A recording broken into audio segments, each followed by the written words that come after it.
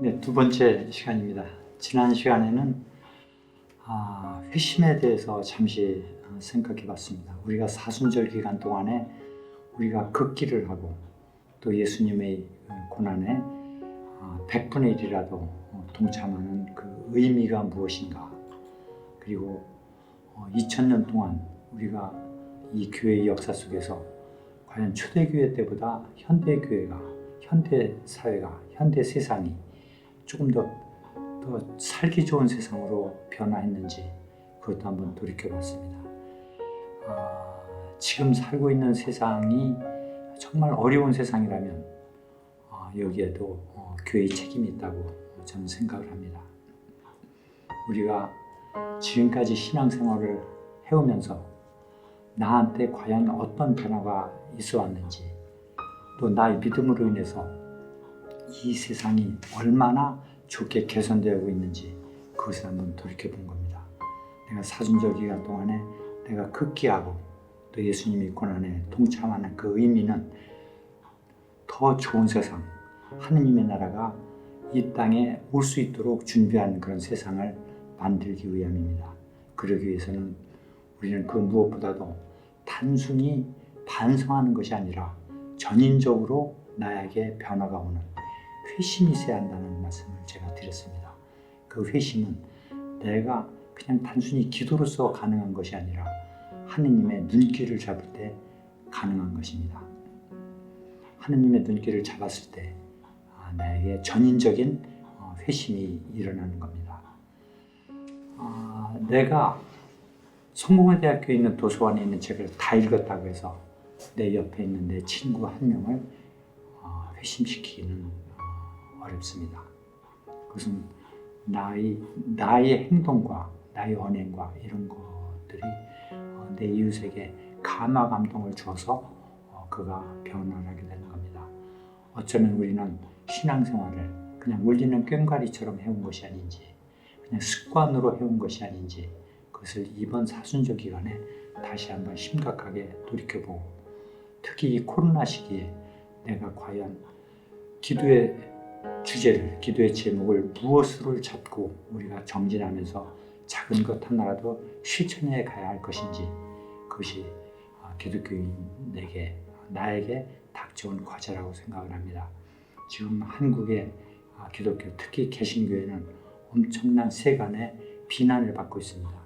그것은 단순히 코로나를 집단 감염을 시켜서 뿐만이 아니라 대형교회에 좋지 않은 세습 문제, 또 대형교회가 더 대형화시키려고 하는 부익부 빈익빈 같은 그런 교회 현상, 그 교회가 기업처럼 전락해가는 그런 현상, 이런 것들을 우리가 목도하면서 우리가 과연 어떤 생각을, 어떤 마음으로 신앙생활을 하고 교회를 다녀야 할 것인지를 다시 한번 재점검해보자고 하는 그런 의미였습니다.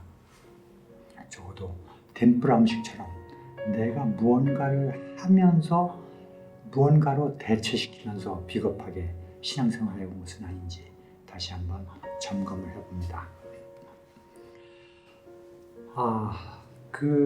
이제 사순절이 지나면 이제 우리는 부활을 맞이하게 됩니다. 사순절은 부활절기를 위해서, 부활을 준비하기 위한 그런 절기라고 할 수 있습니다.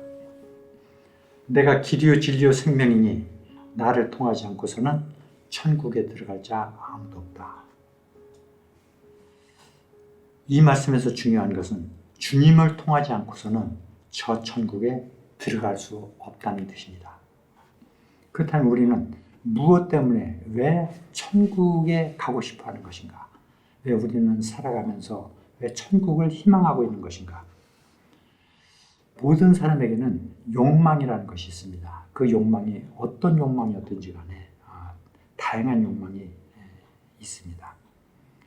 그러나 이 개똥밭에 굴러도 저승보다는 이승이 낫다는 말이 있듯이 우리 모두에게는 죽음의 두려움과 또 죽음 후 피안의 세계에 대한 두려움이 있습니다.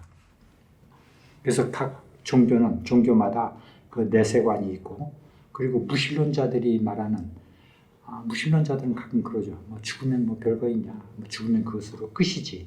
라고 하는 말 안에도 죽은 후의 두려움을 그것을 상쇄시키기 위한 심리의 표현이라고도 할 수 있습니다. 죽었다가 부활한 사람은 지상에 아무도 없습니다. 저는 만나본 적이 없습니다. 죽을 뻔했다가 살아난 사람은 제가 많이 봤습니다. 그것은 살아난 것이 아니라 죽을 뻔했었던 거죠.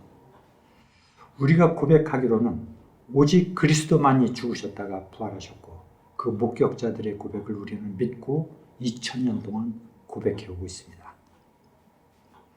예수님의 부활이 역사적 사건이냐 아니냐를 과학으로 풀어보려고 하는 것은 굉장히 어리석은 짓이라고 저는 생각합니다. 왜냐하면 종교와 과학은 내 세관에 있어서만은 그 지향하는 길이 다르기 때문입니다. 지난번에 사순절의 의미에 관해서 제가 말씀을 드렸습니다. 그렇다면 부활의 의미는 무엇일까 생각해 봅니다. 사람이 죽었다가 살아났다. 단순히 그런 일이 있다면 그것은 단순히 기적일 뿐입니다. 그렇다면 예수님 하느님께서는 왜 이런 믿기 어려운 기적을 우리에게 보이신 것일까요? 우리가 디도처럼 주님의 부활을 의심했기 때문일 수도 있습니다. 기독교 신자들이 예수가 하느님의 독생자라는 것을 2000년 동안 믿어온 만큼 2000년 동안 불신자들에 의해 예수님의 부활도 의심받아오고 있습니다.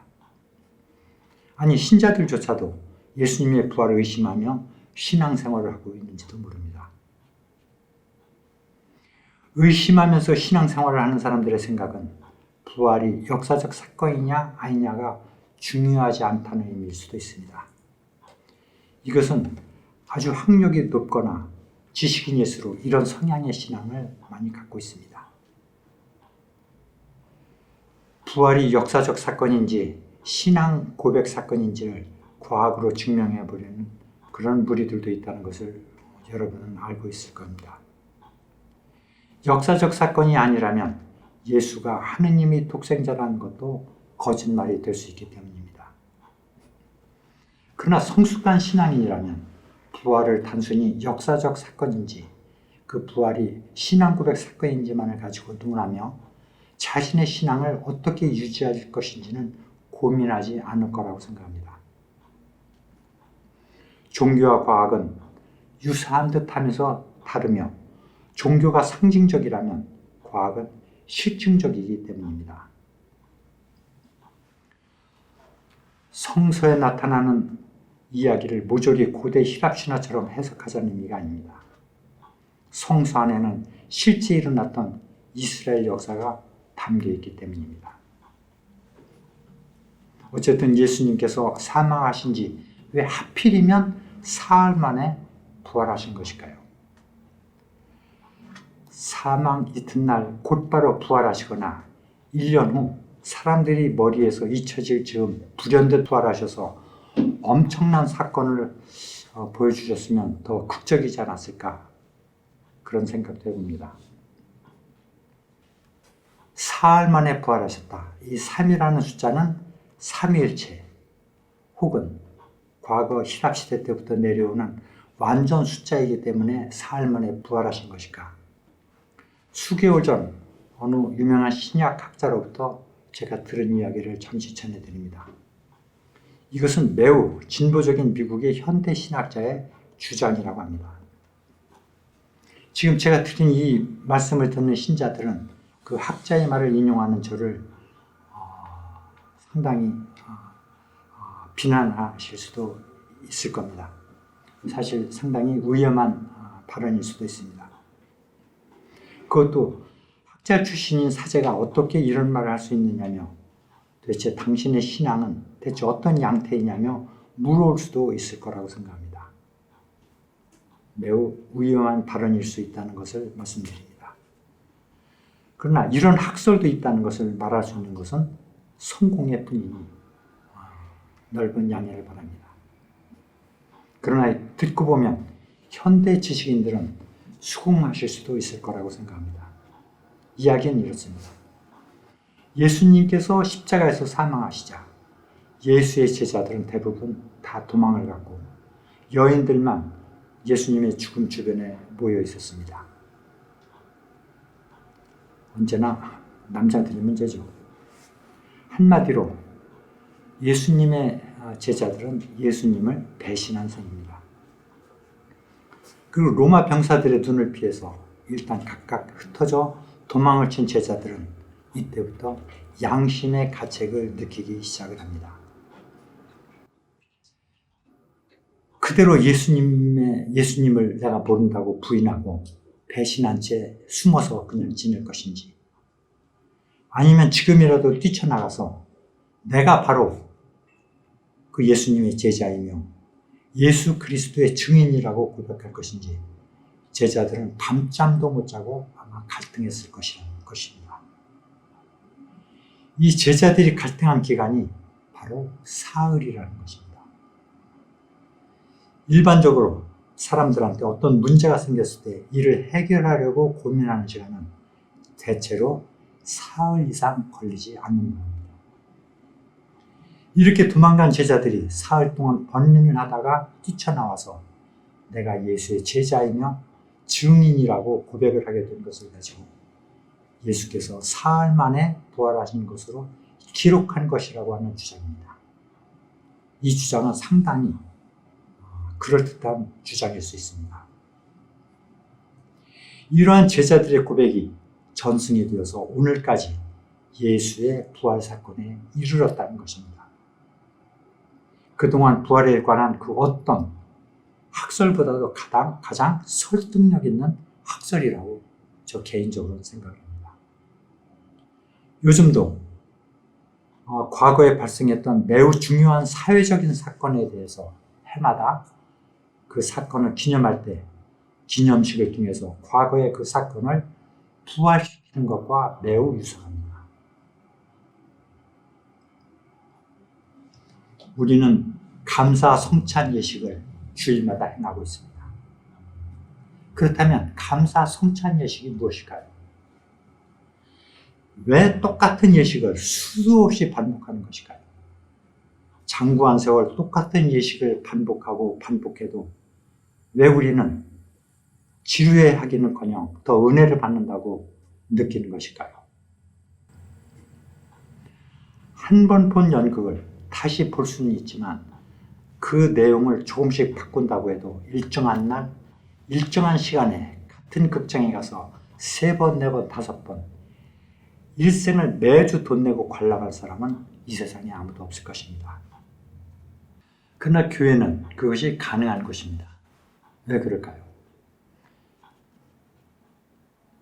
이것은 주님의 말씀과 성찬 예식을 통해 예수 그리스도께서 예식 때마다 교회에서 부활하시기 때문입니다. 그렇다면 교회는 왜, 무엇 때문에 예수님을 매년 부활시키고 있는 것일까요? 과거의 사건을 지금 이 시간으로 불러들이는 것을 우리는 프로lep시스라고 얘기를 합니다. 예수께서 지금 이 자리에 부활하신다고 가정하고 감정이입을 하며 우리가 상상을 해봅니다. 우리는 독립기념일을, 기념행사를 해마다 거행합니다. 왜 하는 걸까요? 과거는 교훈입니다. 2번 다시 일제 강점 지하의 생활과 같은 그런 치욕과 비참함을 겪지 말자는 의미이며 이 기념을 통해 남의 나라도 침략하지 않겠다는 것도 있습니다. 더 행복한 세상을 꿈꾸며 기념을 하는 것입니다. 부활은 이것보다 더 크고 엄중한 의미를 가지고 있습니다. 예수께서 이 세상에 오신 목적은 신자라면 다시 말씀드리지 않아도 다 알고 계십니다. 한마디로 우리를 구원하시기 위함입니다. 그럼 우리의 무엇을 구원하시려고 예수님께서는 오셨을까요? 구원은 죽어서 영원한 생명을 얻게 된다는 것도 있지만 더 중요한 것은 이 세상에 살아가는 동안 가난하고 억눌리고 억압받고 있는 내 이웃을 보고도 외면하지 않고 이들과 함께 더불어 살아가야만 진정한 구원을 얻을 수 있다는 것을 가르치고 계십니다. 이것을 실천하기란 정말 거의 불가능한 일이긴 하지만 우리가 구원을 받기 위해서는 내가 가진 것을 다 팔아 가난한 이웃과 나누어야만 진정한 구원을 얻을 수 있다는 것을 몸으로 보여주시기 위해서 예수님께서는 이 세상에 오신 것입니다. 예수님은 이 일을 실천하시다가 십자가에서 돌아가셨지만 이를 보고도 못 믿는 사람들에게 믿도록 하기 위해 사흘 만에 부활하셨습니다. 그런데 부활을 보고도 예수의 가르침을 따르지 않는 사람들은 어찌할까? 그래서 수없이 우리는 감사 성찬 예식을 거행하면서 부활절이라는 교회력을 통해 다시 예수님을 상기하고 있는 것입니다.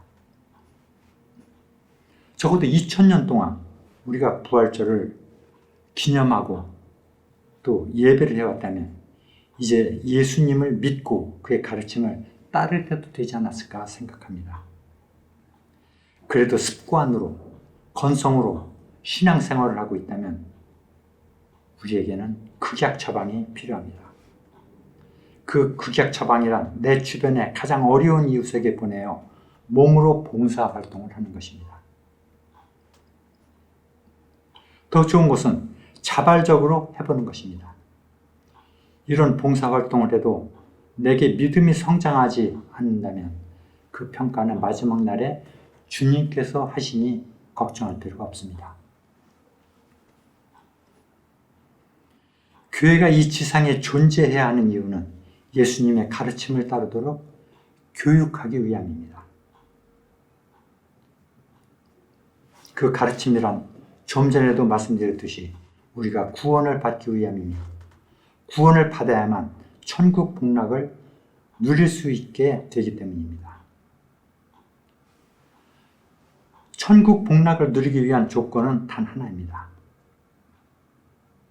이 승에서 사는 동안 내 이웃을 내 몸처럼 사랑하면 되는 것입니다. 그러나 이것을 실천할 수 있는 사람은 아무도 없습니다. 이것이 불가능하다면 아주 작은 일이라도 선한 일을 하면서 작은 보람을 느끼는 것을 일상 습관으로 해야만 합니다. 이것이 기독교인의 직무입니다.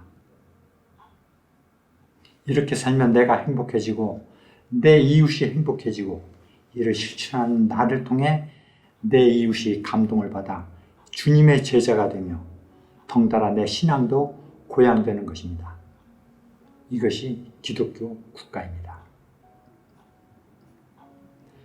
사순절기든 부활절기든 교회 절기를 떠나서 우리는 우리의 이성에 따라 우리의 신앙에 따라 굽히지 않아야 할 것에 대해 굽혀서는 안 되며 해야 할 책무를 피해서는 안 됩니다. 나는 정작 선한 일, 작은 것 하나 실천하지 않고 사순절에 고기 대신 덴뿌라로 대체했듯이 헌금으로 실천을 대체시키면서 자족하고 구원을 바란다면 그것은 주님을 능욕하는 것입니다.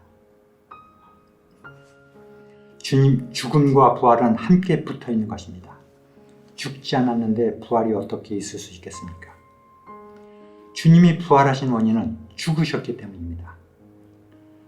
다시 돌이키지만 주님이 왜 죽으셨는지 살피는 것이 사순절의 교훈이며 주님이 왜 부활하셨는지를 살피는 것이 부활절의 교훈입니다. 그러나 이 두 내용은 서로 다르지 않습니다.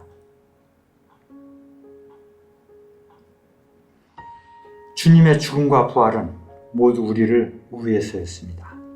그동안 우리가 신앙으로 또 실천함에 있어서 비겁했다면 이를 만회하기 위해서라도 가난하고 어려운 내 이웃이 더 이상 더 가난하지 않도록 하기 위해서라도 미세먼지가 더 이상 증가하지 않게 하기 위해서라도 온난화가 더 이상 진전하지 않도록 하기 위해서라도 지구를 살리기 위해서라도 하느님의 나라가 속히 오게 하기 위해서라도 부활을 되새김질 해봐야 하는 것입니다. 이제는 나에게 부딪혀오는 그 어떤 것에도 나쁜 의미를 부여하지 말고 더불어 이를 개선해 가도록 힘써야 할 책무가 우리에게 있습니다. 이것이 코로나 시기에 부활을 준비하는 사순절기의 적절한 교훈이라고 생각합니다. 교회는 믿음의 공동체입니다. 누구 한 명이라도 내동댕이 쳐져서는 안 되는 것이 교회입니다. 한 걸음 더 나아가 이 땅 어느 나라에서 살고 있는 민족일지라도 기아와 전쟁으로 인해 내동댕이 쳐지는 것을 보고 침묵하는 것은 교회가 아닙니다. 이런 교회는 부활을 맞이할 자격이 없는 그냥 친교단체일 뿐입니다. 코로나 이후 시기에 교회의 사명은 또 부과될 것이고 더 엄중해질 것입니다.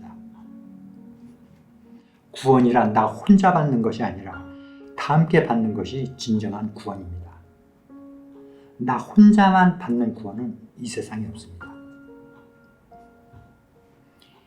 이 사순절기와 부활절기에 주님을 다시 상기하는 목적은 지난 1년 동안 다시 나태해지고 왜곡된 나의 신앙을 오를곧게 세우고 강하게 하기 위함이며 작은 선이라도 한 가지 실천하기 위함입니다.